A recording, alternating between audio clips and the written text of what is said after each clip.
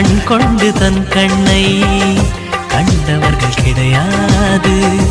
என் கண்ணை காணுகிறேன், இமை ரெண்டும் அசையாது. குயில் இசை கேட்டவள் இன்று குயில் முகம் பார்க்கிறாள். உயிர் தொட்ட பாடலின் முழு உருவத்தை பார்க்கிறாள். தேடும் முன்பே வந்த பொருள் வாழ்வில் நிலைப்பதில்லை. தேடி தேடி கண்ட பொருள் எளிதில் தொலைவதில்லை. இசை பாட்டும் காற்றும் சேர்ந்த பின்பு பிரிவதில்லை.